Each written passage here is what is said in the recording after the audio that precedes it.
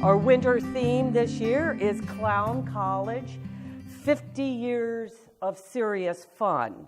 In 1968, the Ringling Brothers Barnum and Bailey Clown College was established by Irvin Feld to teach the ancient art of clowning to a new generation. And to start us off with this series, it's absolutely wonderful to have Chuck Sidlow, who is the Outreach Human Services Manager for the Circus Arts Conservatory, a program that he created and has developed since 1998. He is also featured here at the Ringling Museum, showing everyone how to put clown makeup correctly on. And he is also the 2018 inductee to the Ring of Fame on St. Armand. On that. So today, and this is hard competition, trying to be the straight person for a clown, I'm going to do my best here. Chuck is going to tell us, Chuck will tell us, Chuck will inform us about being a professional clown, his success in bringing humor therapy to over 15 senior care units here, facilities here in Sarasota and Manatee County, and also the challenges of keeping not only the circus arts alive, but the comic traditions. So, unlike many of our collecting recollections, Clown College people are going to be very different because they were not born into a circus family. So, Chuck, what is your experiences with the circus? Well, first of all, thank you very much, Debbie Walk, of course, the curator of the Ringling Museum, the Circus Museum. Right? And all of you, thank you for coming out this morning. Can you hear me correctly? Okay? No. See? Aaron? Okay? Yep. Talk I'm gonna make sure like a big clown. Okay. I'm very soft-spoken. Yeah. Okay, here we go. Yeah. What a great privilege to share this history. It is history, in fact. Not only the Clown College history, but the opportunity in this beautiful theater to talk to you about me. I was born in Philadelphia, and I grew up in New Jersey. And and I grew up in New Jersey in a little town, and when I was about 8 or 9 years old in my neighborhood, I looked out in the backyard and there were some professional wrestlers out there, famous professional wrestlers from the 50s, 60s, and 70s. And to make a long story short, I was fascinated because I'd seen them on television and I didn't really, each one of them was so unique. Their characters, what they did, who they did, everything about them was fascinating. So I made my way up at 8 or 9 years old and introduced myself to the first man, Mr. Fuji, a Japanese wrestler. And so I was watching him, talking to him, and sure enough, within the next 5 to 6 years, he introduced me to some of the giants of the wrestling business. He took me and almost like bring me into his family and the other wrestlers as well. And I was just, now I was a little scrawny kid, and I was going to school. And didn't really have an aspiration to be a wrestler, but the character-driven images, and I learned about the world from the wrestling business. Because these characters, whether they came from Philadelphia or New York, whether they came from Germany or Japan, it didn't matter. They were playing a character, but they were the character. They lived it, and it was real in those days, not only to the public, it was real to them. And I watched them. I watched them in the ring and out of the ring. So to make a long story short, I was watching that. And I started going, and I was continuing to go to school. And I'm a pretty good drawer. So I went to art school. And I was drawing cartoon books, comic books, like of the wrestling matches. And the wrestlers, my friends. I was drawing. Anyway, I get through art school, and I was always kind of comical in the school. And making little jokes, and I love the Marx Brothers and the comedians and everything like that.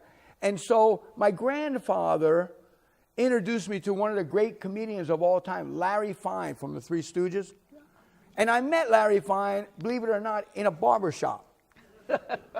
And he was bald-headed. Yeah. And my grandfather was bald-headed. Now I'm bald-headed. Yeah. But anyway, that's where I met him. So anyway, he was in Atlantic City, New Jersey. And my grandfather was a friend of a guy named George M. Hammond. If anybody in the circus knows the Hammond Circus, one of the great circuses of all time. I didn't realize, I had never seen a circus. I didn't really know what a circus was. But they had the Steel Pier in Atlantic City. And that Steel Pier went out and they had a water sports show with Acapulco cliff divers in there. And the cliff divers would dress up in characters before the diving horse show. And here goes the character thing again, right? Character, what are they doing? I'm 8, 9 years old. Mr. Hammond says to my grandfather, do you know a kid that could smoke a cigar? He said, do you got to pay for the cigar? My grandfather said, you got to pay. No, we'll give him the cigar. My grandson will do it. What is that? I went over there, and what happened is, again, we're in the circus world and the wrestling world. Little people in that era, in that time, was known as midgets. No disrespect. That's what all little people, whether dwarfs or midgets, was all known as midgets. So Mr. Hammond said to my grandfather, we have a midget in the show, and he sits in a baby carriage, and one of these Acapulco, what it is to keep the people from going near the hole where the diving horse goes in. And once in a while, the midget had a little bit too much to drink. So I want to put somebody's safety, and I need a kid to smoke a cigar with a baby bonnet in there. So my grandfather said, he'll do it. Yeah. I went in there, and I was smoking a cigar, about 8 or 9 years old, honest. And I did it about 3 or 4, maybe half dozen times over the summer. But when I went out there, and the guy would say, don't do that. And he told me to stick the cigar in his hand and go like that. He'd go, oh, like that. And the people would scream. Then he'd say, throw the baby bottle at me. And I'd throw the baby. And the people would scream. Honest, when I heard that screaming, I said, I got to be in show business. And so that was really the beginning. I really didn't see a circus. I didn't know that Mr. Hammond was a circus producer, even though must have been the Bowers was there. So many great acts that we know had worked for George Hammond at the Steel Pier. I'm sure some people even here worked in the Steel Pier.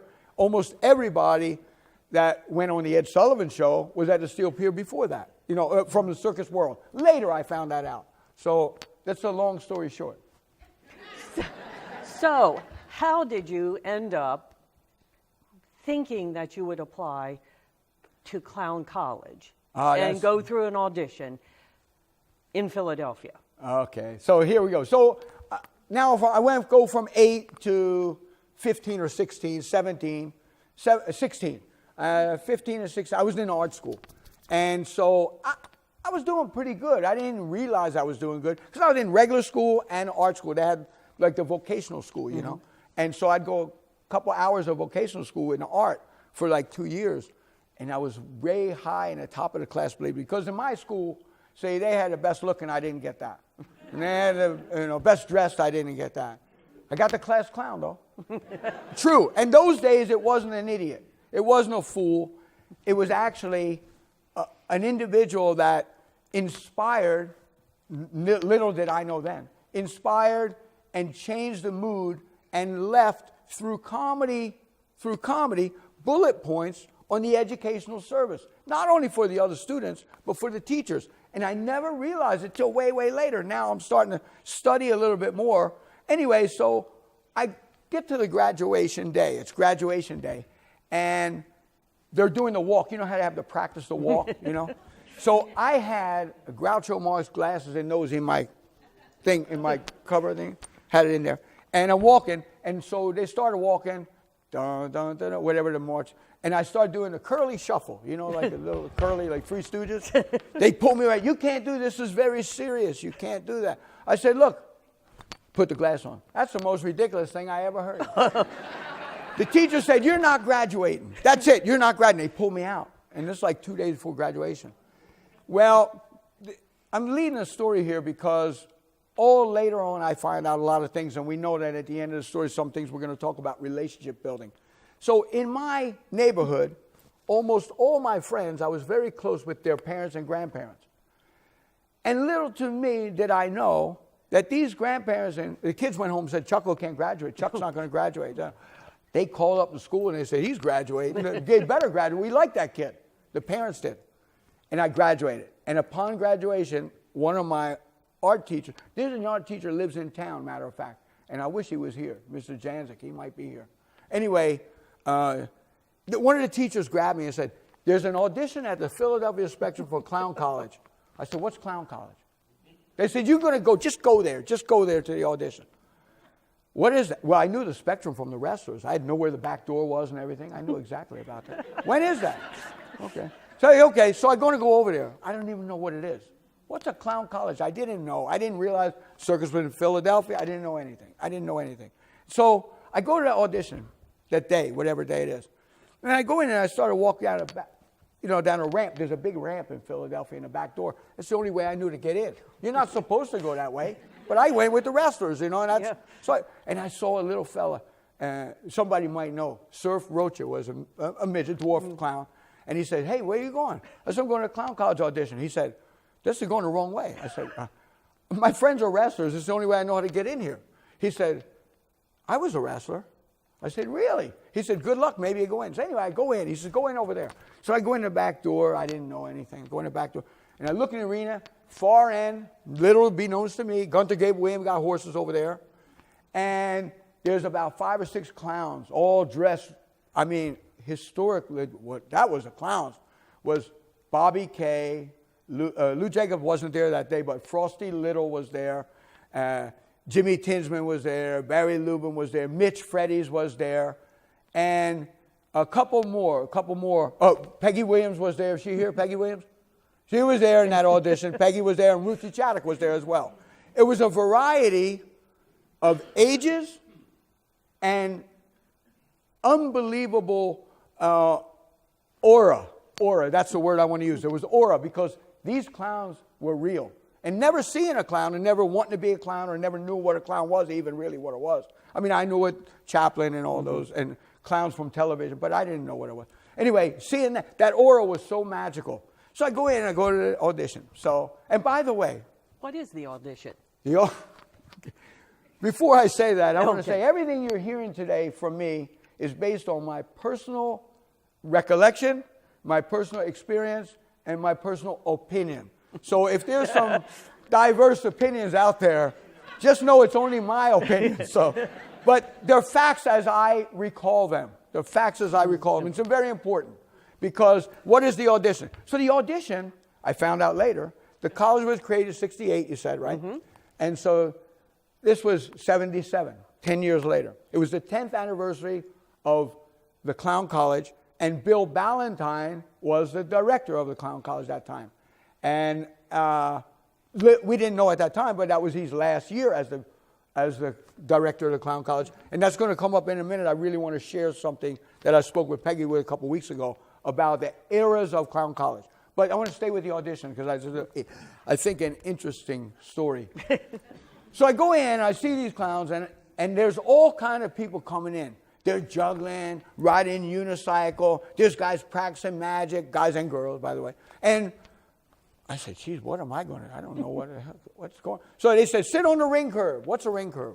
I said, on the ring curve. Everybody, so Frosty starts talking, Frosty Little starts talking, and the mantra was, for the first 5 or 7 minutes, about not how bad the circus was, but the negative, unfamiliar, interesting points that you don't know. You're going to live on a circus train. There's a 4x6 room there. 4x6 room. We're on the road 11 and a half months a year, 48 cities and 52 weeks. 48 weeks and 52 cities, whatever it was. Anyway, they say that at that year, at the 10th marker for Clown College, they were very proud to announce each year through auditions and write-in applications, there were between 3,000 and 5,000 applicants every year. But only 50 students would be selected. And out of 50 students, the chances of going to the red unit or the blue traveling unit were very, very slim. Maybe between 8 and 10 students would be selected from that 50. So it was almost intimidating if you were listening, but I wasn't listening. I learned it later because I had to say it. But a lot of people got up and left, right, Peggy? A lot of people got up and left and it was designed that way for time purposes, for press and other things, but also for the people who really wanted to go to this clown college, they wanted to spend the time, the clowns, and we wanted to really find out what we could get from the people who were there, the auditionees. Well, most of the auditions in every town, and in Philly was included, people were local performers, and they just wanted to get on the local news. And they knew that the clown college was going to be covered by the news, and they would do, but it was good for the circus. It was great for Ringling Brothers because the local people who were performing at this audition had a local audience that they were selling to anyway, and they tuned in to see their friends on the TV. Oh, the circus in town, maybe I'll go. And so it was a double purpose. Yeah. So anyway, I get the audience. So all these people doing these things, they come to me, what are you going to do? So I can fall down. Well, we get you a mat. No, I don't need a mat. And this is a great story because I just spoke with one of my alumni, Peter Potofsky, if anybody knows, was a clown from those era, from my time. He went to the clown college at 10th anniversary with me. But Peter said, right before they were in Philly, they were in New York, and they had the same audition. And Peter said the same thing. I can fall down. Let me do some falls. No, we'll get you a mat. And Peter was doing incredible falls. So when I started to fall, they said, oh, this is like that kid in New York. And I didn't think about that word till just yesterday. Peter had told me on the phone, because I was asking him, I'm going to speak with you about clown college. Tell me some stories. And he told me that story. And I said, oh, boy. So I said, now I can tell that. But anyway, I fell down a little bit. They said, oh, that's pretty good. Oh, that's pretty good. Be careful. Okay. And I remember I was in the Spectrum. And I was just there with the wrestlers. So I was doing falls that only were done in vaudeville and in the wrestling ring. And if you remember Charlie Chaplin or the Three Stooges, every once in a while they would do a one-on-one invisible wrestling match. And they would fight themselves. And I did that kind of routine because I knew what I was doing on my side, and I have nobody to take with me. So I was and the clowns would laugh a little bit. No, that's enough, go back over there. But I was doing some good stuff, and I looked up, and I remembered when I was in there with the wrestlers, and I had that same feeling I had at the Steel Pier. People are going to like this. I was comfortable. I didn't know anything else, but I was comfortable. Anyway, so sit down. The audition went on. They had a routine that they did. It was the microwave oven. And they showed the routine. And they paired us with other people. They paired me with a kid. I can't tell you who he was or whatever he was. And I was 17, by the way, at this day. 17 years old. And paired me with this kid. And the kid gets up and he starts doing, rightly so or wrongly so, who am I to judge, everything that he knew how to do that he thought was funny. And I'm watching him because I remember in my head, one of the old wrestlers said, whenever you work with somebody, whatever they do, let them do it. If you don't like it, just do your own thing and do what you need to do, get to the end of it, you'll come out all right. If you like it, pose, look at them, let them do it. Because the guy was dying, and I noticed the clowns, I was watching the clown, watching us, and they were done with him. They were shaking their head. And they're done. So I just followed the routine the way it was, and at the end, I did a flat fall, and we were done. We got out of there. And I don't know what happened to that kid, but when we walked out of the audition, after that I took pictures. Bobby Kay, the great clown, I told you, if you don't know him, please look him up. Magnificent. He tapped me in the shoulder. He said, you got the double whammy. Make sure that you send the application in. That was in June of 1977. And the end of July, early August, I got a letter from Clown College that said, you've been accepted, one to 5,000, another 50, and we'd like you to come. It's tuition free, but you got to pay your own way. And there's no guarantee you're going to get a thing. But call your local press and tell them about it.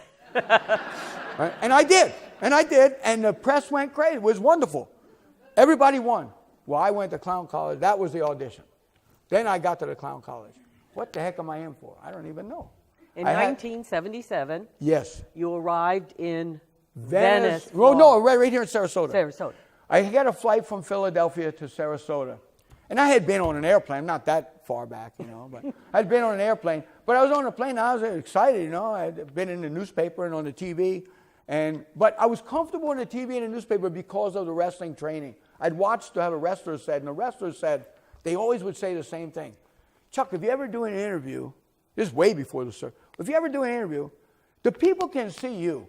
Talk about everything you know that else is happening, the date, the time, the place, and anybody else that you're going to be around, because the people will like that. And they'll remember you because you said it, and the people you're talking about will be happy you mentioned their name. And I never forgot that. And then when I come to do publicity and all that, boy, that was really very valuable. And I did because they could see me, that's for sure. And so I get to the Clown College, or I get to Sarasota Airport, and there's a bus there. And the guy, the bus driver, said, I was a Clown College student last year. He said, I didn't make it, but I worked props here. He said, we're waiting for a couple more students. Well, I had only one bag. I didn't have nothing to bring there. I didn't even know what the heck I was bringing even. I didn't even know what I was doing. And we waited, and here come the clowns, the students. They were all juggling, had 100 hats on their head, dressed up and everything. And I was looking, what the heck is that? I still didn't get it. Still didn't. We all get on the bus, they're telling stories. One fella I met was from Kansas City and became my best friend, Mike. Got him right here in my pocket. Mike Keever, Cowboy Mike Keever. Yeah. We went to Clown College together, and he became my best friend from that first day on the bus. And we started talking. He was a preacher's son. That was far from where I come from, too. Anyway, we became best of friends. It was still all the way till he passed. Anyway, he wanted to be a clown his whole life. And almost everybody on that bus did want to be a clown. They knew everything. Wait, we're going to meet Lou Jacobs. Who's Lou Jacobs? I didn't know. What do I know? I get there, and I seen him. And you talk about aura and bigger than life. Holy smokes, it was real. That was real. It was like watching, for me, Mr. Fuji, Andre the Giant, one of those guys, because they were real. They were real. Right from the TV to the magazine to the book. Holy smoke, that's a clown. Then Bobby Kay was there. We met Mr. Bill Ballantyne there, and he was Bill Ballantyne, I'll never forget, had almost every day. He must have had 1,000 pink shirts and white pants. If you know him, you know what I'm talking about. And he always did yoga. Remember Peggy? I'm sorry, I know Peggy's here, but I don't know if anybody else is here to recollect these information. Oh, Terry. Hi, Terry. Yeah. Anyway, so then, let's see, Frosty Little wasn't there at that time. He was on the road. And Frosty Little was the boss clown of the Red Unit. But he would come back to the Clown College for an extended 2 weeks or so, which I found out and understood later, and we're going to get to it if I stop the yapping. He would come in and talk about, and we're road clowns. Peggy came from the road, and she was also doing advanced promotion. And Peggy and Bobby Kay taught one of the greatest things, not only makeup, that was another story, but they did promotion and publicity. And I learned so much from you, Peggy, and from Bobby, and it just melted. And when later on, I had the privilege to become, it's a gimmick story, but we'll tell about the reality of being a boss clown, when I thought, you hand out publicity. In every town, the promoter comes with a stack of paper like this here to the boss clown. He says, we got publicity in this town. Anybody here from Cincinnati? Oh, Cincinnati. Look, I got publicity. Radio, TV, newspaper, magazine, the local story, between shows. Wednesday, 6 o'clock in the morning, 5 o'clock in the morning, between shows. It's after the show. It's before the second show on Saturday. I don't want to do that. Boss clown has to do it because you're committed to do it. The boss clown does it in almost every town, 80% of the publicity more. The boss clown does, because you offer, but people are busy. They got their own life going on. Nothing wrong with that, except for the fact that when you do that publicity, the people that come to the show say, hey, Choco, I seen you on the TV. Hey, Choco, I got a newspaper. Would you sign that? Hey, Choco, would you? They know you. They get to see you pretty soon. In your world, you become a big celebrity. The other clown, oh, everybody knows Choco. Oh, Choco, yeah. Hey, you done the publicity. You can get that. What are you asking me for? Just doing the work. You also become very humbled because you understand that it's for the benefit of the greatest show on earth, for the circus. And now, again, at an elevated age, I say, you understand that it's a preservation and a reference point for other people that's going to see what a clown is. And I thought that was very, very important all my whole career, to dress properly, not only in a wardrobe, when you're not in a show. Dress properly, conduct yourself. There's another one I got from the wrestlers. And I'm sorry, I have to say, Dwayne Thorpe, the great Dwayne Thorpe, he wasn't at the Clown College, but on the show, when you get to the show, Dwayne Thorpe was there. He always had a special clothes in the bottom of his trunk in case somebody coming to take you out, or you wanted to go meet somebody, or a surprise guest, always dressed properly. Well, that matched right again with my childhood training from the wrestlers. The wrestlers would go to the building, they have suitcase, but they always be dressed up. Clowns was the same way. Peggy always looked so nice. Come from the train, go to the building, you put your stuff on, you do your thing. When the show's over, you go, and you're a respectable human being, of course, a respectable human being, but the industry and the business, and you're representing the greatest show on earth. Are you kidding me?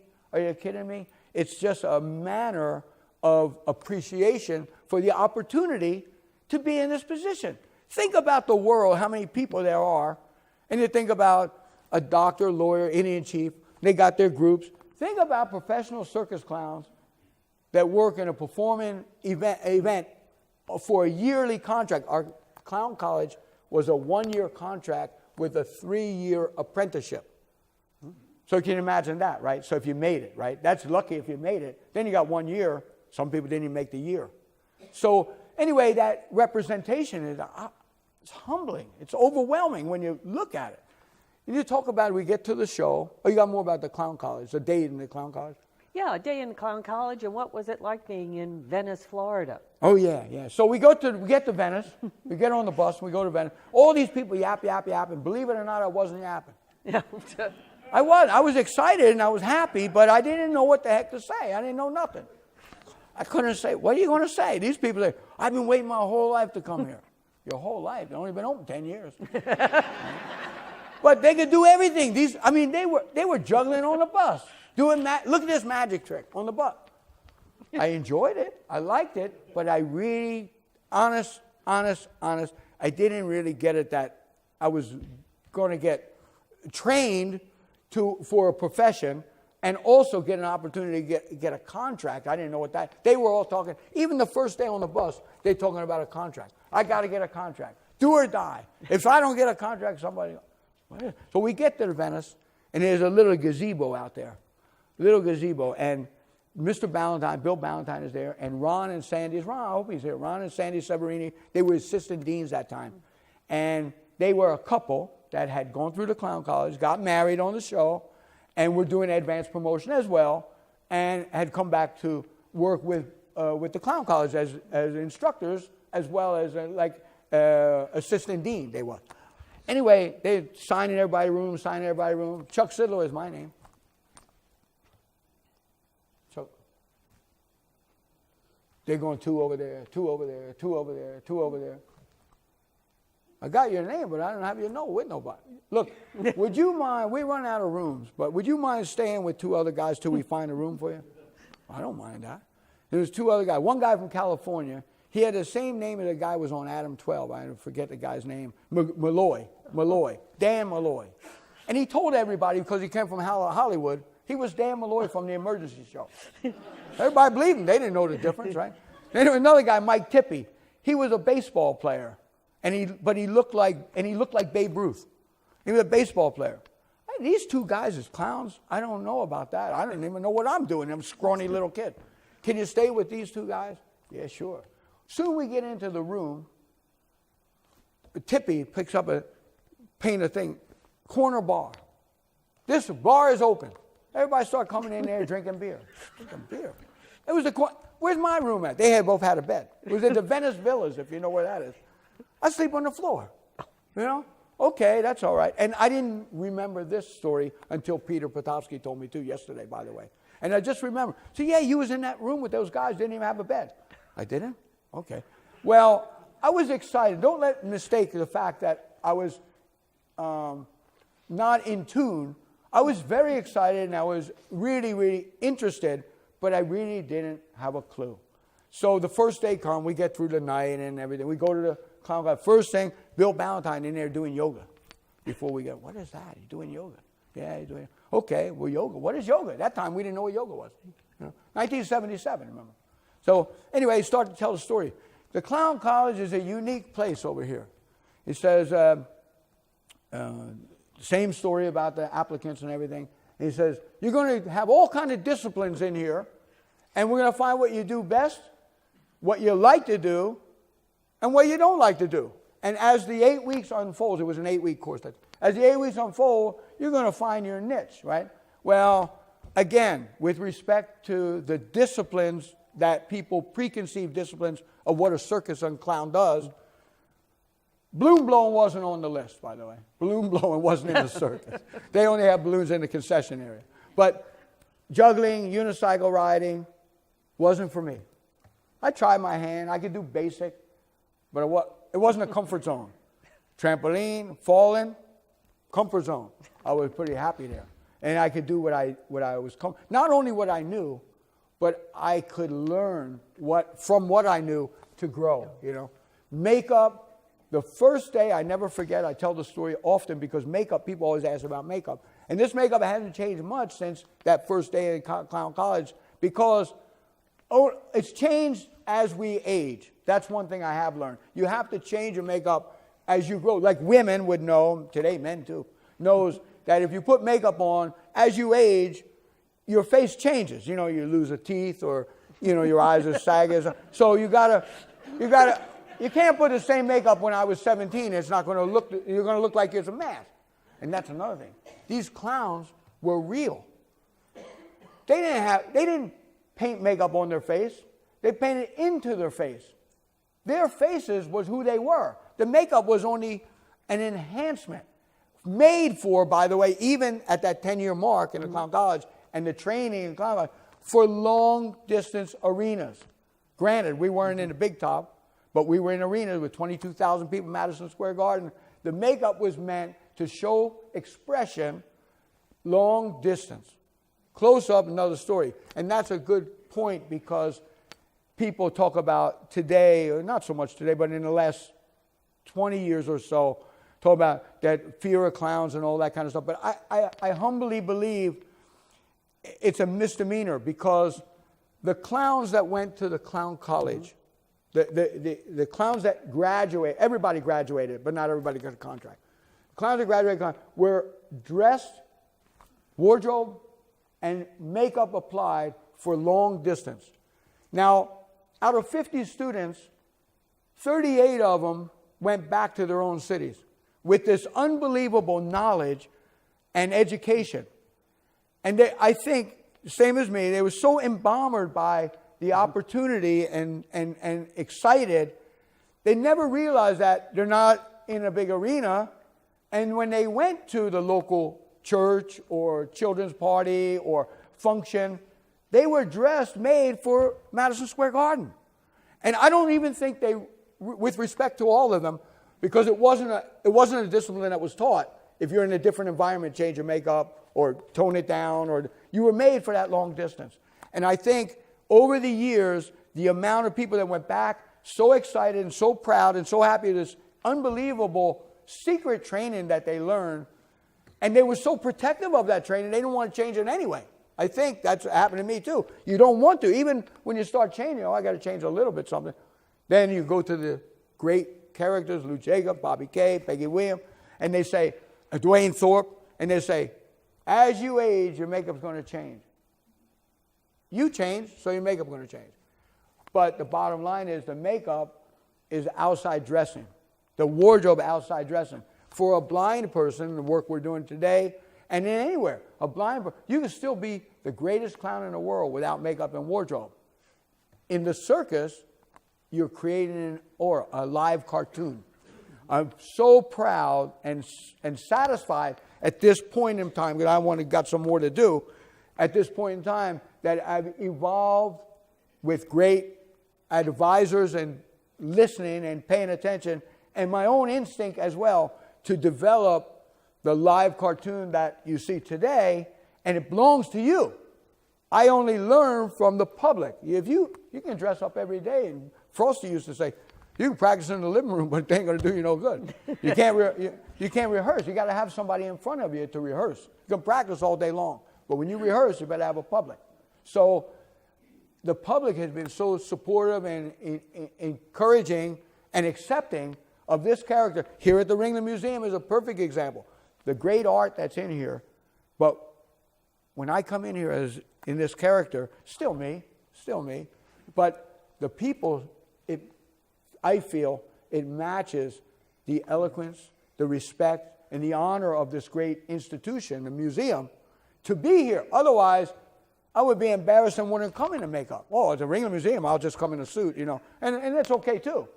But I'm proud of this character that's developed, the live cartoon, and I really believe and I hope that it's accepted at that level. So I don't know where I was going, but I got mixed up. Okay, how about you got a contract? Okay, this is short and sweet. Again, 8 weeks goes by. 8 weeks goes by. The clowns came from the road, from both shows, Red Unit and Blue Unit. They were performing circus clowns on the road. They came and gave insight about the road. Man, that was a shot in the arm for all these us kids. Oh, there, by the way, the average age of a clown college student in 1977 was changing. It was a drastic change because we're going to tell right now about the three, right before I get the contract, I'm going to tell about the three eras that I learned, and again, my opinion of the three eras of clown college and how they affected the society and the Ringling Circus as well. So I was the last year of Bill Ballantyne as a director, and that 10-year block, the first year was 1968, and think about 1968, if anybody good with numbers, think about 1968. In 1927, John Ringling came to Sarasota, brought the circus to Sarasota. That was the same year that vaudeville died, and the reason was because talking pictures started. Silent films were nearly done. Many of those career performers that were in silent films and vaudeville came to the circus. They came to the Ringling show in all different capacities, working man, performers, acts, and clowns as well. They were career clowns already, and they were in their 20s and 30s at that time. Yes.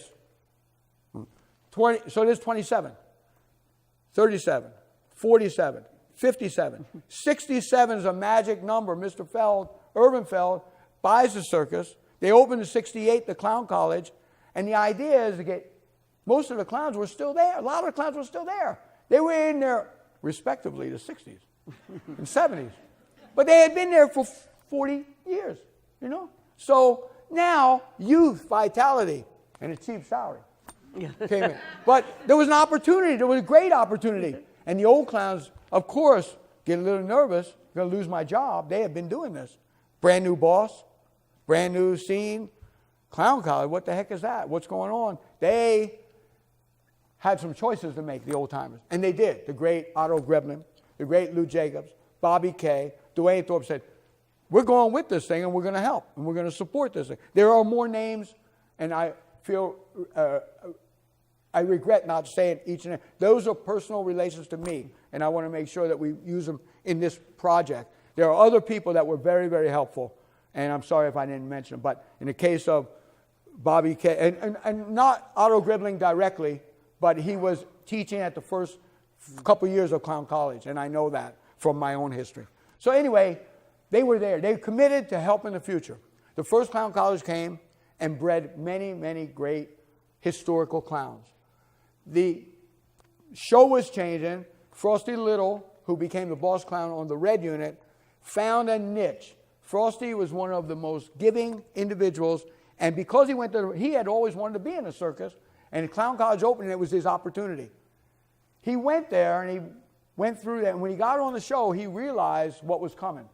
Youth, vitality, a lot of inexperience in the circus world and in the performing, traveling world, prop building and painting. Although the students came from all over the country, one from every city, that's why there was 50. They went back and did great publicity when they didn't get a contract. Yeah. They told everybody how great the experience was, and they were the only one that ever had it, and it's true. It was a wonderful, wonderful idea. Anyway, Frosty decided, if the Clown College is going to start producing routines and bringing clowns, somebody's going to have to manage and take care of these props. It's the greatest show on earth. Nothing is good enough for the greatest show. It has to be brand new, spanking. It has to be greatest show on earth quality when it goes to the public 13 to 15 shows a week, every day, all year long. Frosty, take off the clown makeup, and he did the publicity, and he did this, and he painting a prop, fixing props, pulled himself out of the numbers, giving other people the opportunity. Because of Frosty Little, by the 10th year when I got there, and for the next 10 years after that, it's my humble opinion that we had 28 clowns in a clown alley on both units. He really gave of himself to make sure new kids would come in and we would get an opportunity to learn. And it was really a wonderful, wonderful experience to be not only a friend and he and Lou Jacob as my mentors, and Dwayne as well, but to see what they gave to the Clown College. We're talking about Clown College. Yeah. So anyway, that first 10 years, my opinion, the first 10 years under Bill Ballantyne was character driven. The next 10 years with respect to Ron Severini, who took over as a director, was skill driven. And some of the greatest acts working today in Las Vegas, cruise ships, and around the world that you may have seen were graduates of Clown College. One of them, for example, Penn Jillette, a magician, went to the Clown College. Oh, he's from the Bill Ballantyne era. But anyway, the skill-driven era and the only reason I know it because I become the boss clown. And we were doing the auditions again. Mm-hmm. And the auditions had changed from character-driven to skill-driven in the next 10 years. And then the next 10 years, of course, Ringling Brothers was changing again. Almost every arena in America had cameras right up there. They had big jumbotrons and all that. And you could see close up. I don't say it wasn't needed to do big action or long distance performing and makeup, but when Steve Smith came in, the theatrical part of clowning really got molded and paid much more attention to than when I was there in 1977. So those three eras, in my opinion, were very drastic changes and very important to the history of Clown College. When they write the history of Clown College, those eras can be defined, and do some research about that. So contract. Yeah, you got one. Everybody's waiting for a contract. I say, contract? What the heck? I got to get a contract. If I don't get a contract, boy, that's the end. I'll burn this place down. If I don't get a contract, boy, I'll tell you what. Contract day comes. Everybody's at Venice Villas. We're all waiting. They had a big 3-hour performance, by the way. The graduation at Clown College when I was there was amazing. 3-hour grand performance. Every clown had a chance to do a single, a double, a group number, maybe the clown car, or maybe a firehouse or some kind of activity where everybody would get involved, a production number. On the Ringling show, on the Ringling Brothers and Barnum Circus, the clowns had a big responsibility. Not only, we had when I was there as the boss clown, we had 75 different numbers from 20-minute come in before the show all the way through. They had the 5 production numbers, was the opening and finale, and the web number, the girl aerial ballet, the spectacular, whatever the theme for the year, and then, of course, the elephant number. And the clowns were all in there as well. We would ride an elephant or spin the web, and we had been the opening and the finale. But the clown numbers in between, the clown heart, the clown spirit was the greatest thing, because when you're watching a high wire act, people heart like that. The clowns come out after. It gives the audience a chance to reset, enjoy, have a friend in there, and get ready for whatever's coming next. Same thing with the wild cat animal acts like Gunther Gable Williams and what have you. So, that being said, talking about the contract. I'll get there. Contracts are good. Yeah. People are all nervous. What are you nervous about? And they start taking the people 2 and 3 at a time. 2 and 3 at a time. 2 and 3. Again, there's no chuckle. I don't know. One of the last ones, Chuckle, it's time for you. Really? Wow. I go in, and Mr. Irvin Feld, if you know him, you understand. If you don't know him, he was a great, great, great, great man. And he had Coke bottle glasses. His eyeballs would look like this here. He had a little pencil-thin cigar like this. Yeah. And he sat at a giant desk. And he calls you in. And he's sitting behind this desk, And he says, let me ask you something. He said, would you like me to give you a contract for the greatest show on earth? And I'm looking at my eyeball. And I said, Mr. Feld, I said, I'm from Philadelphia. And a contract means you're going to kill me. You're not going to kill me. And he hit the desk like that. He says, you can stay here as long as you want. Get out of my office. And I signed a contract, and I was there for worked for the company for the next 20 years, but it went on the road for the next 10 years. Yeah. So that's a contract story. That's a contract. Yeah. There's a lot of stuff, boy, I'll tell you what. Okay, so Do we have time for the Lou Jacobs story? No? Oh, of course we have no time. But then, Okay. Then we're going to tell about what you're doing now. Okay. All right. This is very important because many of you who are circus related know about the great Lou Jacobs, and I have to tell this story because it was Lou Jacobs and Frosty Little and Mr. Feld who had decided. Mr. Feld went to Frosty and said, Frosty, we're going to have the youngest animal trainer. We're going to have the youngest, it was Mark Oliver Gable. We're going to have the youngest animal trainer. We're going to have the youngest flying trapeze with Todd O'Farfan. He said, I want to have the youngest boss clown in history. I said, well, boy, well, what are you going to do with me? Frosty got nervous. What are you going to happen? Well, you're going to make him director of clowns on both units. And it was really a big thing. So they kept Mr. Feld said, I want you to do this. So, okay, oh, boy, responsibility. I don't know. I'm still only 20. I was 20, right? And oh, boy. And Lou Jacobs? I'm not a boss of Lou Jacobs. I'm not a boss of Dwayne Thorpe. I'm not a boss of Frosty. Don't worry about it. You're going to find your way. Well, you get in the winter quarters. The first thing, you're always into props, building prop, making, and then you got a list like this here of all the routines we got to present to the routines. So then, slow by surely, out of 28 clowns, the boss clown is eliminated from every routine. Only thing you get to do, maybe the opening, if you don't have to get Lou Jacobs out from his finishing to come in, maybe the opening. In finale, you're an extra for riding an elephant because just in case somebody don't show up, you're about the right size. You got to be extra. They give you the wardrobe for that. You do spin the web. You got to do a web. But everything else, clown-wise, you got to make sure it gets in. You got to make sure it gets out. You got to do this. You got to, and you want to get in. And again, 20 years old, man, my feet is itching. I want to perform in the greatest show on earth. And I just was really, really starting to get it and enjoy myself. All of a sudden, I'm not nothing.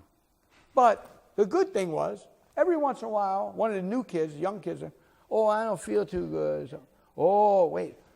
And I always had a pattern. I'd go to Dwayne Thorpe and I'd go to Lou Jacobs and I'd say, such and such don't feel good today. I'd like to go in that routine and clown a little bit. And Dwayne would always say the same thing. It's all right with me, but check with Lou. And I go to Lou and I say, hey, Lou, Dwayne says it's okay, the such and such is sick and I want to go in. Or he had a heavy German accent. Well, he said, you know the routine? Sure, I know the routine. We put it together, remember? You know how to do it? Yeah, I know how to do it. Let the other guy do it. What do you mean? If somebody else does it there, you'll get an idea, another way to do it. You'll learn a lot more that way when somebody else goes in there. Okay, all right, made sense. That was in Venice, St. Pete. You get up climbing up, we go to Miami, we get in it. We're starting to go. We're about 3 months or 4 months in. And every time somebody's sick, it's all right with me, go ask Lou. Let the other guy do it. Man, at a 20-year-old kid that knows everything in the world, thinks he does, even though I had respect, started to get hot, man. You want to perform. You want to get in there. And it's natural. It's a natural thing you want to do. And I didn't have no ill will to Lou Jacobs. I didn't want to fight with him or argue or challenge him. He's Lou Jacobs. And I had great, tremendous respect for him. And he said, and every time, and I go back to Dwayne, well, Lou knows better than that. He says, he's probably right. You might learn more. And I did, believe it or not. I learned from all these other people. But we got to San Francisco. And guess what? Every day I walk him in with the baby buggy. Remember in the beginning I told about the baby buggy at the Steel Pier where I was the baby? Mm-hmm. Well, Lou Jacobs was the mother, and Surf Rocha at that time played a baby. And every day we'd walk him in, the routine would go in the other end, he would get stripped, and I would bring his dress back to the dressing room. I'd take him up to the thing. He was 75 or 6 that time. I get to the ring, right to the curtain, we're waiting. He says, hey, Chuck, you ever see that baby buggy routine? I said, the one you're getting ready to do right now? Yeah, you know, with Surf and the baby. I said, yeah, I've seen it before. He said, tomorrow, he said, I want to start to show you how to do that routine. I want you to do it in a matinee. Just about that time, the curtain opens, he starts walking out. And I say, let the other guy do it. And what did I say? I come around, I get the dress, I put him back up there, we hang it up, and next day he comes over to me. I say, hey, Lou, what about the other guy? You're the other guy. All that time, and I did learn tremendous amount and the opportunity to do that, the little car, the miniature car in the other building over there, the matinees I did, and later come the hospital bed, and just a great training, mentoring, and fatherly and grandfatherly advice from he and Dwayne Thorpe, Bobby Kay. Of course, Peggy was instrumental as well. Those early years, the senior clowns were just, I got one more shorty? No time? It's really important. If it's short. It's really important. And it's really important. Okay. Because I want to tell, a 17-year-old kid goes to the clown alley the first time. And remember, there's a 1-year contract with a 3-year apprenticeship. So there's 3 to 8 brand new first amaze, young kids, from 17 to 25 years old, maybe in there, like that. Then the next group, from 25 to 35, is like from 3 years to 8 years, and they've been around. And when you're 17, you see somebody 25 or 30 that's been there for 5 or 6 years, it's pretty good. But then the next section comes, and from 10 to 60 years, and it's real. And all of a sudden, if you got any kind of brain in your head, and by the way, all the clowns that I ever worked with and knew, honestly, God, were very, very smart. They studied, they were educated, almost all of them were educated. And I'm so honored to represent this profession here today. So I wanted to share that because you can't get that feeling to look in the dressing room. Of course, it's just unbelievable because it was real, tangible. The difference in the last few years, I guess, since some had passed away, some had retired, some had left out of the business, there's no more. So the young, with respect to the newer clowns in the last 20 years or so, there was nobody there that they could touch. They seen it, they could read about it, and of course you got the internet, but they couldn't touch them and they didn't see it. They didn't breathe that same air. And by osmosis and by that aura, back to the aura. Okay, yes. This is even shorter. What is the most important takeaway with Clown College for you personally? Changed my life. There's no question about it. It's a route that I would never have searched for, gone for, and looked for, but it met. I'm going to say destiny brought me to that, and destiny and heart of the individuals that I was so blessed to be around made it real and made it become my life. Well, thank you, Chuck Sidlow, very much. I know, we missed that one. Yes, we missed it.